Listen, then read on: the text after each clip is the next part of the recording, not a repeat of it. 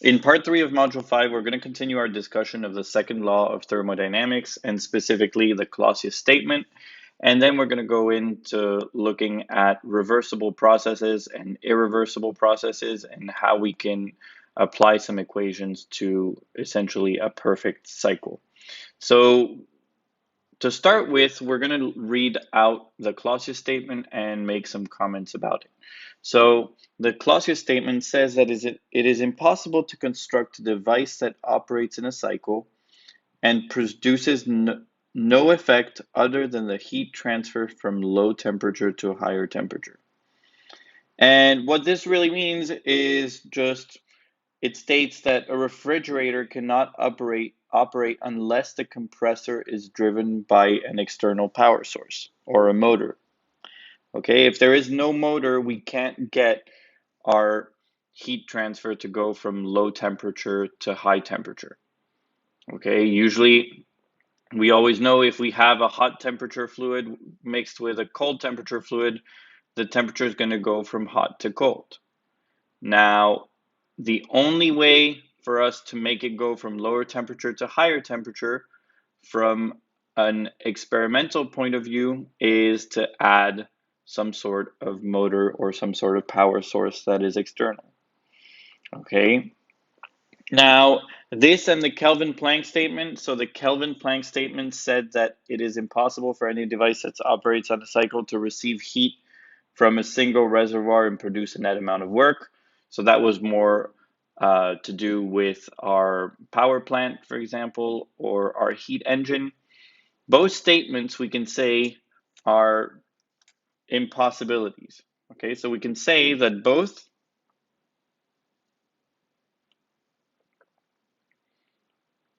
statements, so the Clausius and the Kelvin-Planck, which we had looked at earlier, both statements are negative, meaning that they say that the process is impossible. So they're not really proved. Okay, we can't prove an impossibility because we can always have it happen. We don't know. But the reason here is that it's impossible because it's never been proven experimentally. We haven't been able to prove experimentally that we can transfer heat from lower temperature to higher temperature without doing any work, for example. So the second law we can say is based on experimental evidence.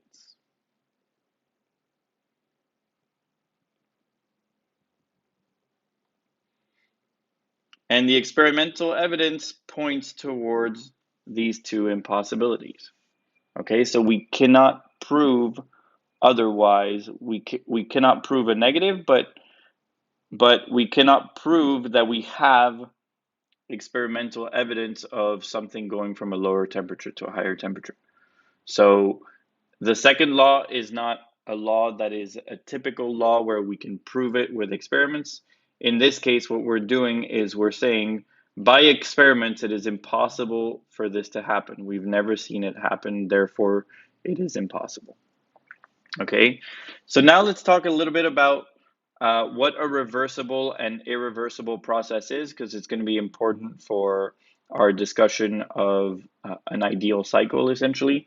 So we're going to be talking about reversible and irreversible processes.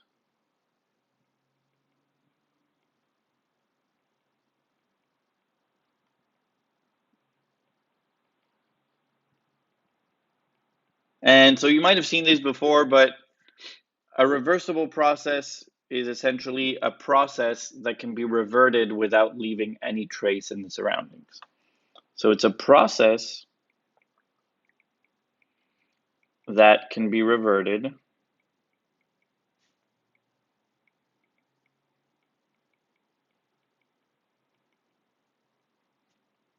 without leaving any trace in the surroundings.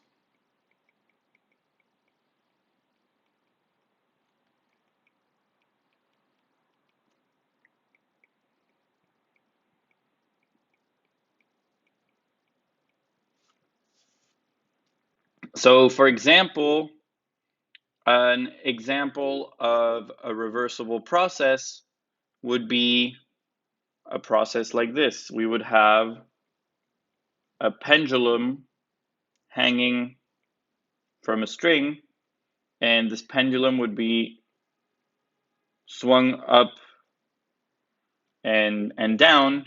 And if this pendulum is frictionless, okay, if we assume that it's frictionless, this would be a reversible process because our pendulum would move from left to right, keep moving from left to right without any friction, and it would be perpetual. It would happen throughout time. It would never slow down if we give it that initial energy to move, essentially. Okay, so that's an example of a reversible process. And this reversible process can be called, or we can say that it is an idealized process. So in real life, reversible processes don't really exist. Okay, we never have a fully reversible process.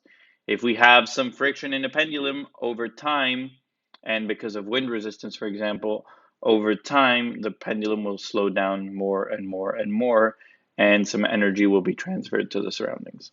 And that's what an irreversible process is, right? So an irreversible process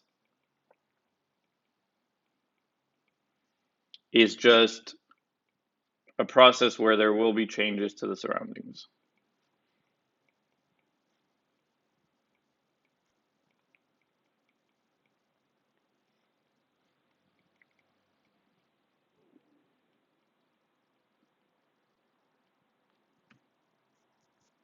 And we've said that reversible process is something that does not occur in nature. So we can go back to reversible and say that reversible processes are a limit to, or a limit for reversible processes, for irreversible processes, sorry.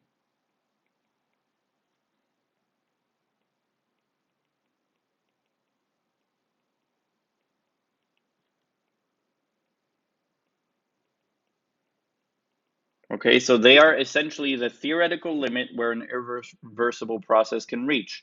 So if we have very, very, very little friction, we're going to get very close to a reversible process. Okay, in the case of our pendulum, if we're nearly frictionless, it's going to take a very long time to lose that energy and to lose that momentum in our pendulum. Now, it's also a way of, a reversible process is also a way to compare essentially what we have between our real process and perfection. Okay, it's a way that we can use to try to reach perfection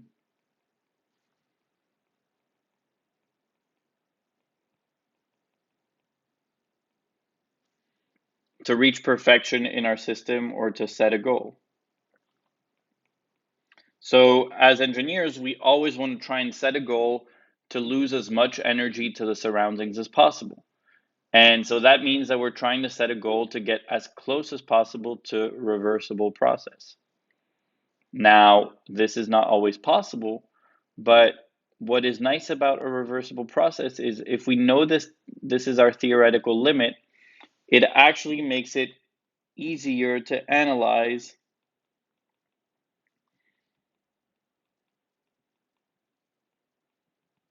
compared to in a reversible process where there could be friction, heat transfer, or some other types of loss of energy where it's a lot harder to solve for a problem theoretically. Okay, so it's easier to analyze because it can be solved completely theoretically. And then we can measure our difference between our theoretical and are practical by doing some experimentation, essentially. So, looking back at irreversible now, so the other type of process, the process where we have some losses, what are some factors that make a process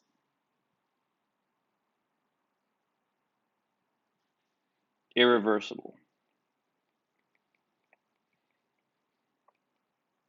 So we've already talked about a few, but the first one we can talk about is friction. So friction makes our process irreversible. If we have some friction, we have an irreversible process. 2, we could also have heat transfer.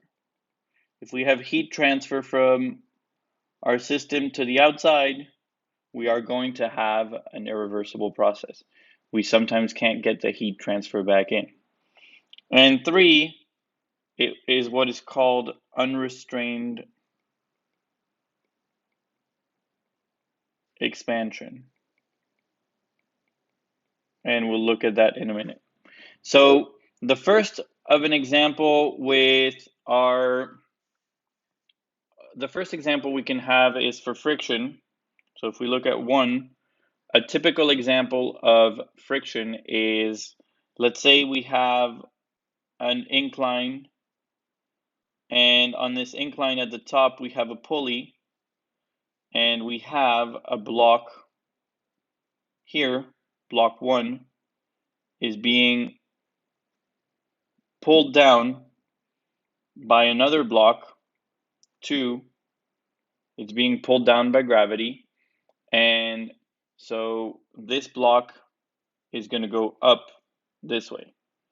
Okay, and because of the friction, what's going to happen? We're going to have an increase in temperature. So due to friction,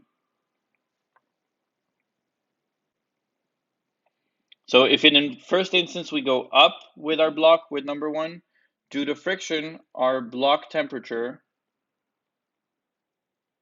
is going to go up. And in a second instance, if we now decide, let's bring it back to its original position, so let's bring 2 back up and 1 back down, we're going to have even more temperature because of the friction. So we started our process with a block, for example, at 20 degrees. It went up a little bit. Now the block was at 25 degrees. And then it went down again, and the block was once again at 28 degrees or 30 degrees. So it kept going up in temperature as the friction increased by the block moving. So we can't get back to our original state, which would be a requirement for our reversible process. We need to get back to the same state as before. So that's an example of a process that is not reversible. We can't reverse the process and get some temperature out of the block. Okay, now over time the temperature might go back down to 20 degrees, but now we've had some heat transfer out of our system. Okay, for number 2,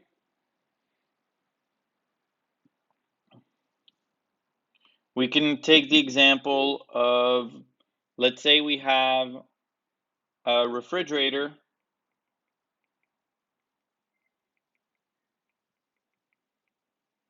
and we refrigerate a soda. We decide that we refrigerate a soda in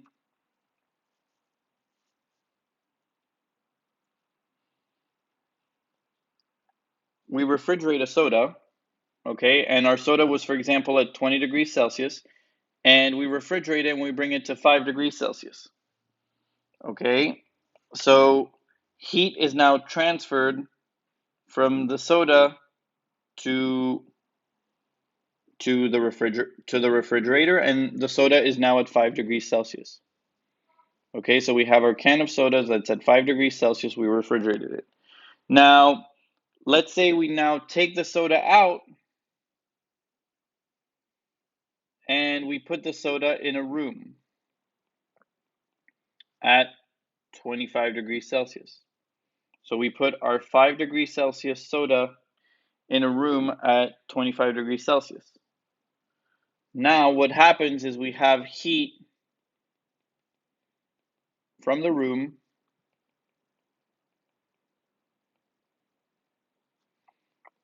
is transferred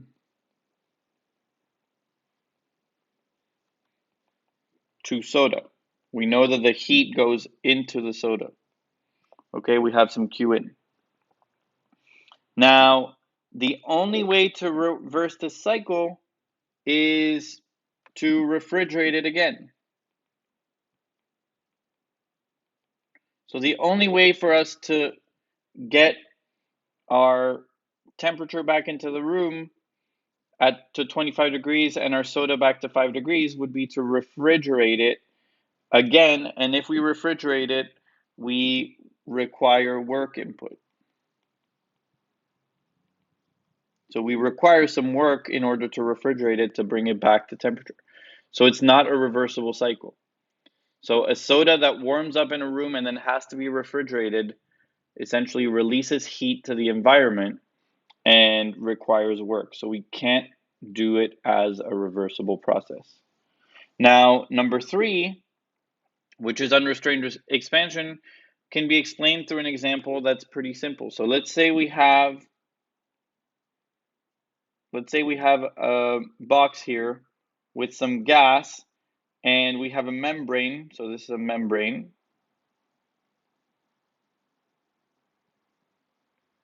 And here we have a vacuum. Okay, so we have a gas here initially on one side of the membrane, and then the other part of this volume that is, let's say, sealed completely, the other part of this volume is vacuum. Now, what happens if we take out the membrane? If we take out the membrane, the gas would expand. And we now have a system with gas everywhere. Okay, so we go from a gas and vacuum to gas everywhere. Now, how do we get back to our original position? Can we reverse this process? How would we reverse this process? If we just add a membrane in a gas tank, it's just going to split the gas in two. So the only way for us to get back to our original position is to essentially take our gas and compress it with some sort of piston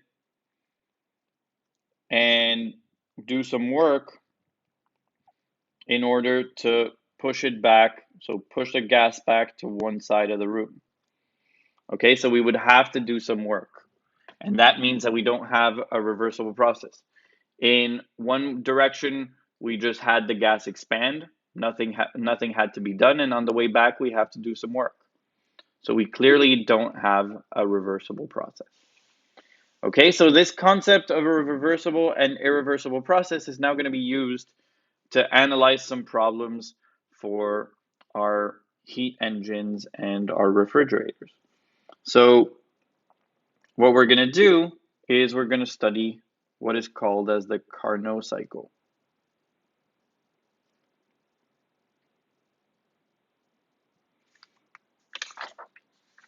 And what the Carnot cycle is essentially our most efficient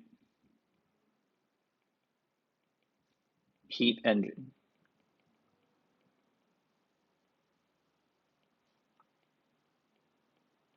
So it is a theoretical heat engine that operates at maximum efficiency, and it operates at maximum efficiency thanks to a theoretical assumption that we're going to know that every process is essentially reversible within our system.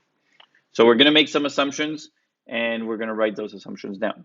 Now, the first thing to note is that the most efficient heat engine possible does not have a thermal efficiency equal to 100%. It does not have a thermal efficiency equal to 100%.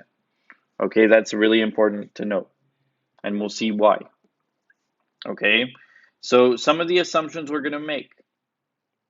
So we're going to assume that the heat engine in this case, so in this Carnot cycle case, we're going to make some assumptions because it's a theoretical maximum engine, the best engine possible. We're going to say that the heat engine operates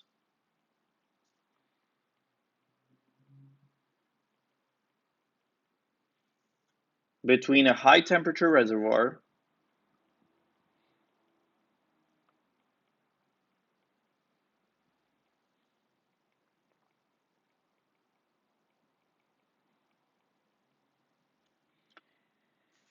and a low temperature reservoir.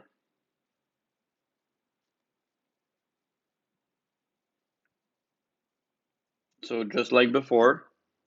And the only difference that we're going to have is that we're going to have a constant temperature regardless of Q.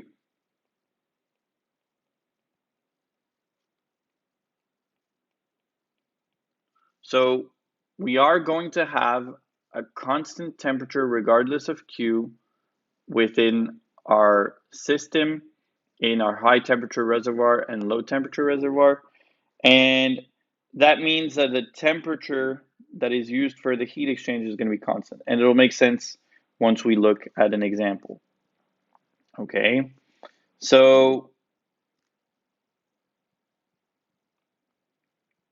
the other assumptions that we can make is that it operates in a cycle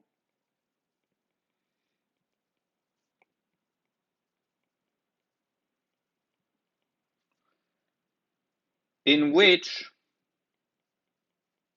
every process is reversible. So every process within the cycle is reversible.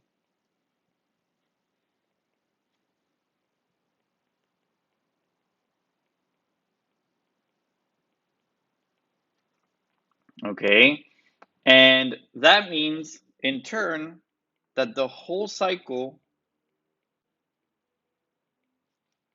is reversible. So that means we can switch the direction in our cycle and the cycle can be completely reversed. Now, if a heat engine is completely reversed and is completely reversible, that means that it can also be a refrigerator. So that means that it can also be a refrigerator. So if we reverse everything in a heat engine and all the processes are reversible, that means that it can also be a refrigerator. Okay, so it would look something like this. So we have, once again, like before, we have our high temperature reservoir at the top, bringing in some heat into our heat engine. And there's some heat out to a low temperature reservoir. And we have some work out, some work net. Okay, if we can reverse all the processes, it means that we can essentially have something like this as well, with now work in instead, heat coming in from low temperature to high temperature, and that would be what we would have for our refrigerator. So our refrigerator could be reversed completely. So we can have a Carnot heat engine or a Carnot refrigerator, and they're just the complete opposite to each other. And in our process, since we remember in our heat engine, we have four different elements, namely the boiler, the turbine, the condenser, and the pump. It means that we're actually going to be seeing four reversible processes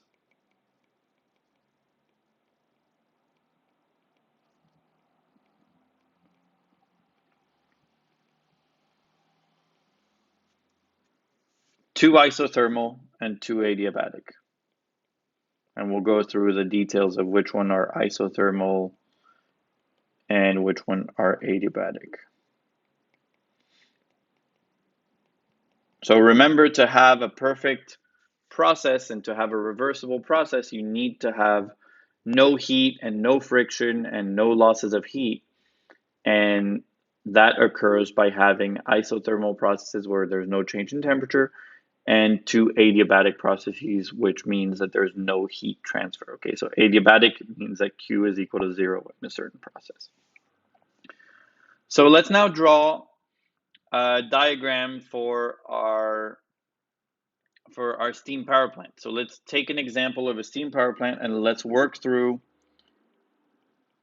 what it would actually look like in terms of our Carnot heat engine or Carnot power plant, and how we can simplify our problem to have four reversible systems, four reversible processes. So we're going to look at a power plant.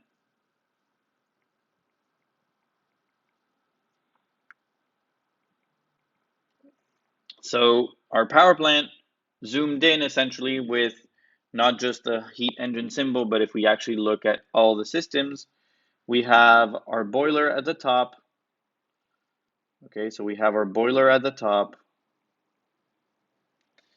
We then have, so from here, we have some QH occurring from our TH here.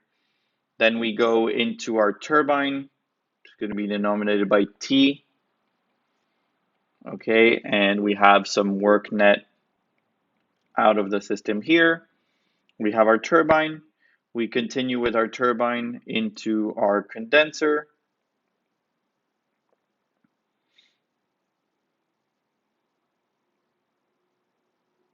And we continue to our pump, which brings back our, so we'll just call the pump P, which brings it back to our boiler. And our system looks like this. And if we were to reverse the system, it would just look like a refrigerator. Okay, so if we reverse the system, the direction of the system, we would just get a refrigerator. Now, the working fluid for a power plant is steam. So we know that we have steam inside these pipes right here.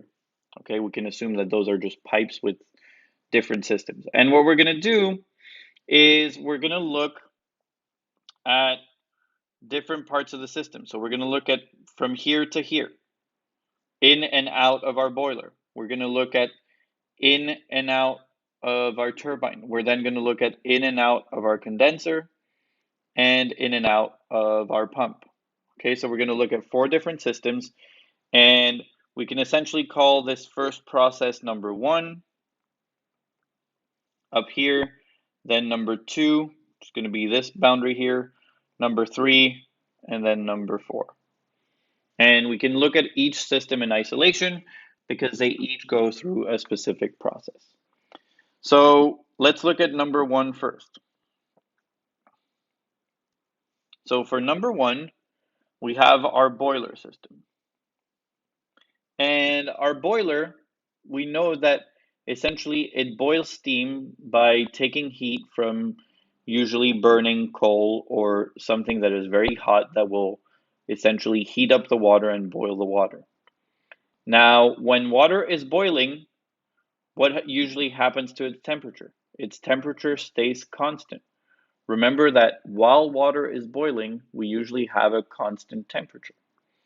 So in order for our system to be ideal, what we're going to do is we're actually going to estimate what our boiler would do, and we would say that heat is transferred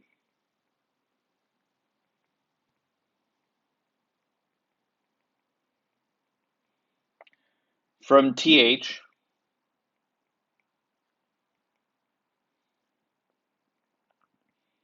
and we can say that for the process to be reversible, so in order for the process to be reversible,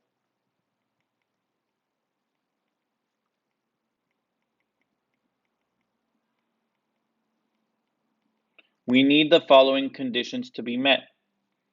We need to have our temperature of the steam inside the tubes should be equal to TH which is our temperature of the reservoir, and it should be constant.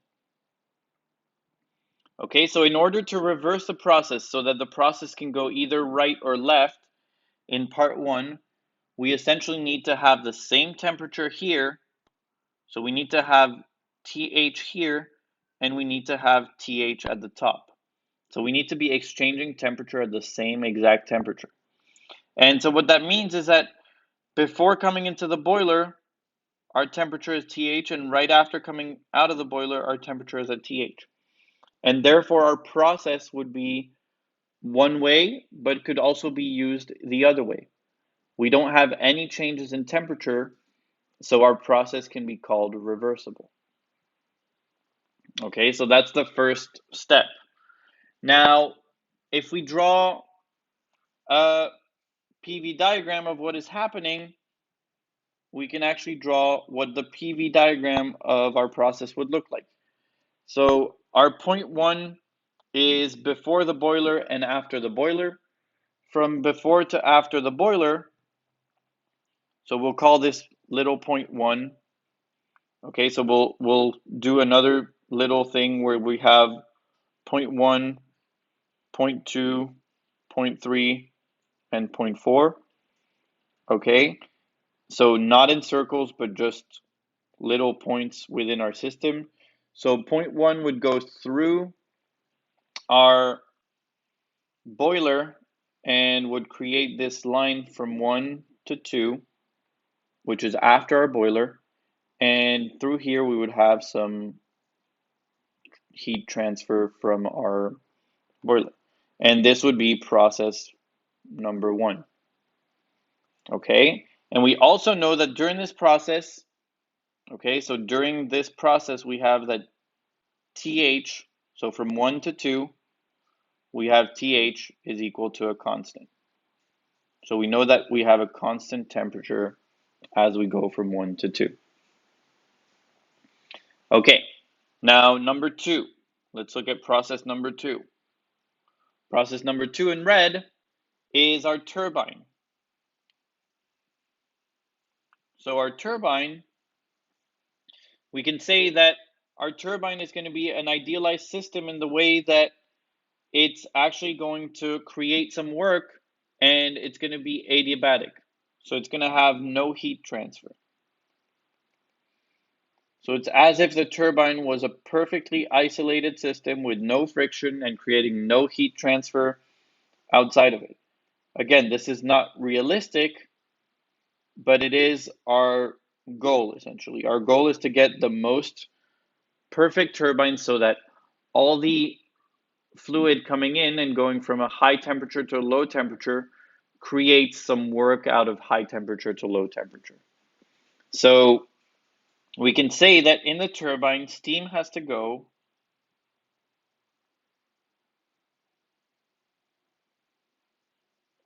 from TH to TL.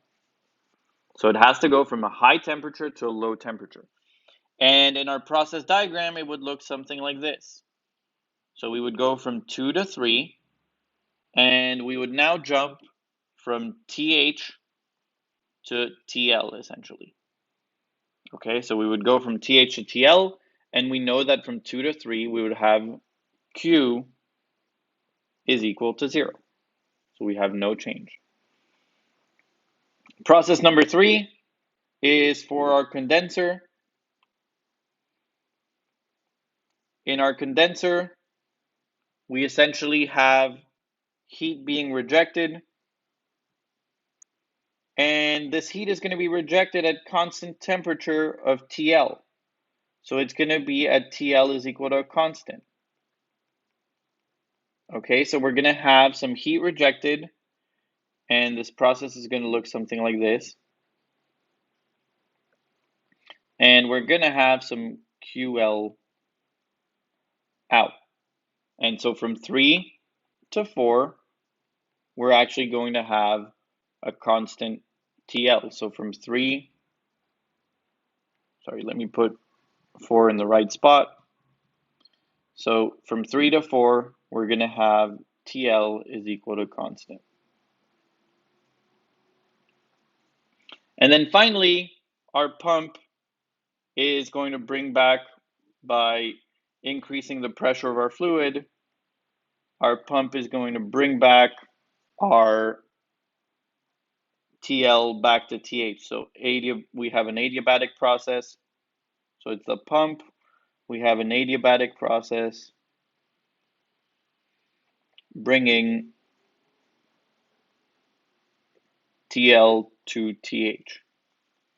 And we bring TL to TH by essentially compressing the fluid. If we add pressure and we keep the volume flow rate the same, we're going to increase our temperature for our system. And so we have a final process that looks something like this. And it's a little curved. It's not a straight line up, but just try to bear with me. So it would actually look something like this. So let me just redraw it so that it's perfect. We would have 3 to 0.4, and then 0.4 to 0.1 like this. Okay, so that all curves are curved and not just straight lines. And this whole cycle is reversible.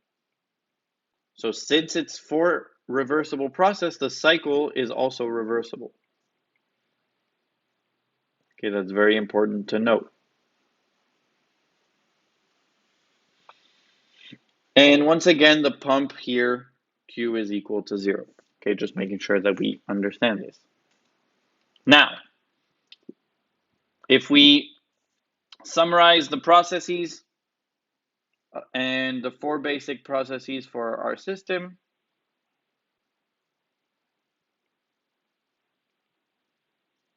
we have one, what is called a reversible isothermal expansion.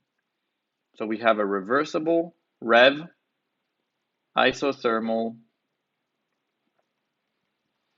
expansion. Okay, and this isothermal expansion happens with our QH in our boiler. Number 2, we then have a reversible adiabatic expansion as well. I'll put EXP for expansion just to keep it short, where we go from TH to TL in our turbine.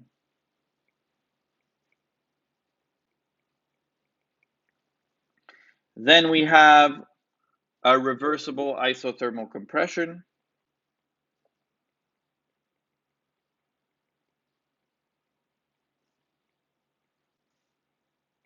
And this compression happens at QL, and this happens in the condenser.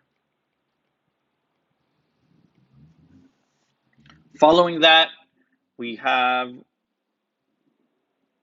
a reversible adiabatic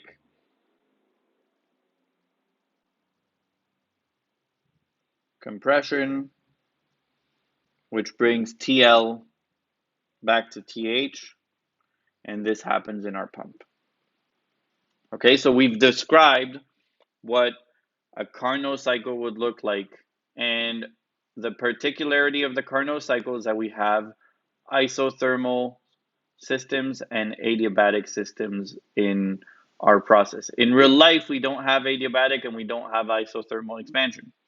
So in real life, we don't have those exactitudes and those perfect systems, okay?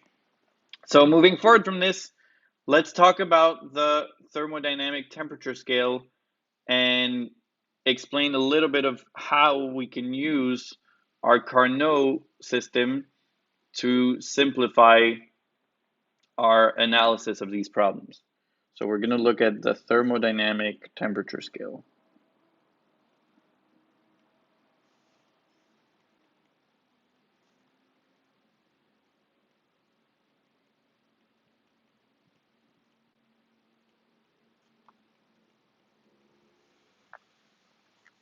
So we can say that in thermodynamics, we have to use Kelvin always. And let's look at how we're going to be able to use our Kelvin, our absolute temperature within this system, to analyze it. So The first thing we can say is that the efficiency of a cycle, so the efficiency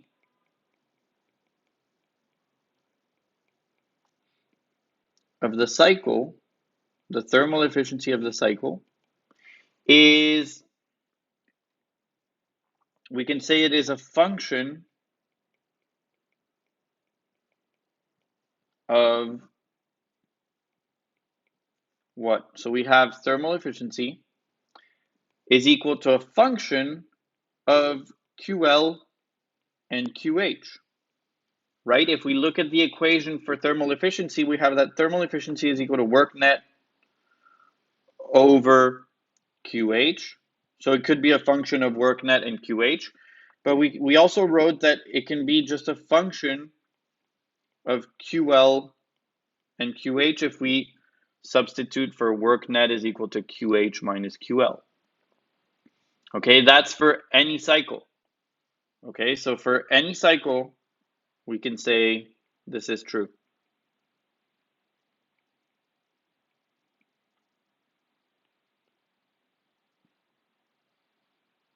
Now, in a Carnot engine,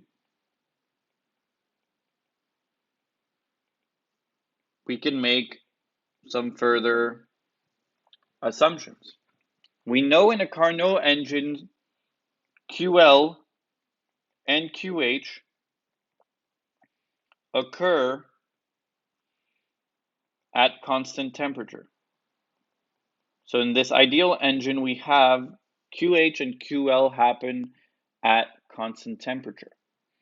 Now, that means that if we have a constant temperature, we can rewrite QH and QL as our heat transfer is equal to mass times Cp times Th, and QL is equal to mass times Cp times TL. That would be the equation for our heat transfer. And we can see that essentially Th is directly proportional to QH and TL is directly proportional to QL. This is only true if the temperature is constant. If you have a change in temperature in your system, your QH is not that equation. It's more complicated. Okay, you then have to look at your change in you have to look at your change in temperature within your system, and it makes it more complicated. But what that means for a constant temperature system or an isothermal process is that we can say that the end thermal for Carnot, so only for Carnot, is equal to another function of Th and TL. So we can say that the thermal efficiency, since temperature is directly related to QH and QL, we can say that the thermal efficiency is equal to a function of the temperatures now. Okay? And for Carnot, if we actually look at what QH over QL would be, QH over QL would happen to be TH over TL, just by dividing the above equations. So if you do QH over QL, you have MCP TH over MCP TL. MCP cancels out, and you're left with TH over TL. And again, you have to make some assumptions here that CP does not change. But we assume that CP is pretty much the same. We assume that M is the same. So we have that QH over QL is equal to TH over TL. And this is for Carnot only. Okay, so we have to make sure that we use this only for Carnot. So that means that the end thermal of a reversible system, or REV, is equal to the end thermal of Carnot. So you're free to use whichever you want. Reversible or Carnot is the same thing. And that is equal to 1 minus QL over QH. So that still holds, right? This is for any cycle, we know that thermal efficiency is 1 minus QL over QH. But now with the Carnot engine, we can write this equation as 1 minus TL over TH. So what that means is that if we have a steam power plant and we're trying to find the Carnot efficiency, or the efficiency of if the steam power plant was designed as a Carnot, we could literally just say that if we know the temperature of the high temperature reservoir and the temperature of the low temperature reservoir, we can find the thermal efficiency, or the maximum thermal efficiency of our heat engine. Okay, so a little bit of description as to how we describe the three types of engines that we could see, or the two types of engines that we could see, is an irreversible system will always have N thermal is equal to 1 minus QL over QH, and will always be less than N thermal reversible. Okay, a reversible heat engine will have N thermal is equal to N thermal reversible. So it's equal to a reversible system. It makes sense, okay? This is to describe, so if we know that we have our thermal efficiency is equal to the reversible thermal efficiency, we therefore have a reversible heat engine. Okay, makes sense. And I'll just add HE here so we know we're talking about heat engine. Now, an impossible heat engine, which is our third type, would be a heat engine that we design and we say, we find out that after designing it and after doing simulations, for example, we have N thermal is greater than N thermal reversible. This is impossible to happen. Okay, it can happen if we make up numbers, but it's impossible for it to happen. Now, let me show you why we cannot have a steam power plant have 100% thermal efficiency. Okay, so the reason why we can't have 100% thermal efficiency is for the following. Let's look at a perfect steam power plant that operates between two temperatures, and this perfect system is reversible and operates under a Carnot cycle. So we have a steam power plant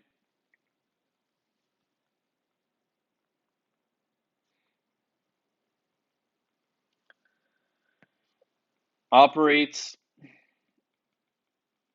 between 1000 Kelvin, so that's our hot side, and 300 Kelvin, okay, which is usually our temperature in our environment, let's say. Well, the maximum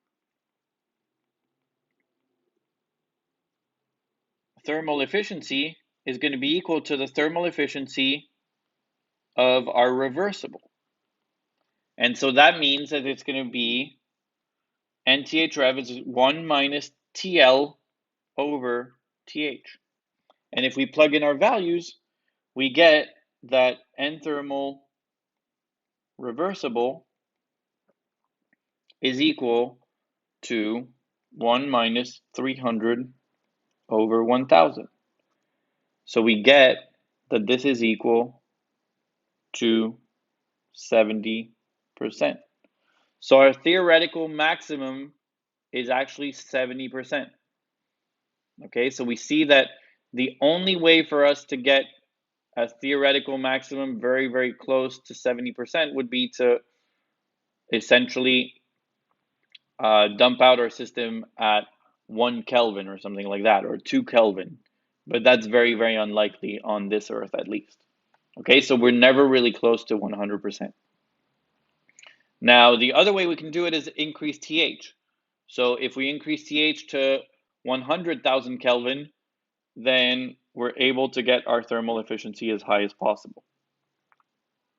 A typical thermal efficiency, a regular thermal efficiency for a power plant is around 40%. So you can see that we're pretty far from the 70% maximum.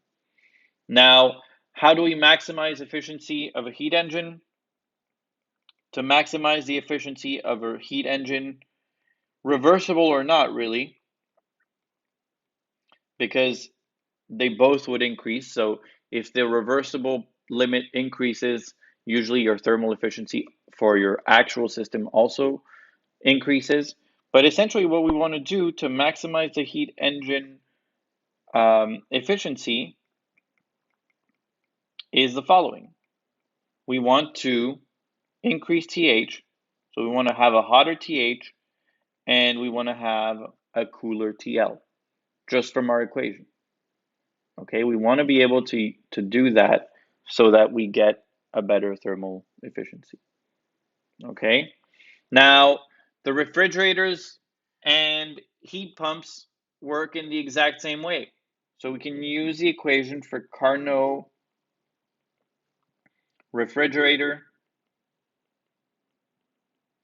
Since they all use the same processes, just reversed, the Carnot refrigerator plus heat pump, and remember that the heat pump and the refrigerator are the same system, the only difference is the goal changes.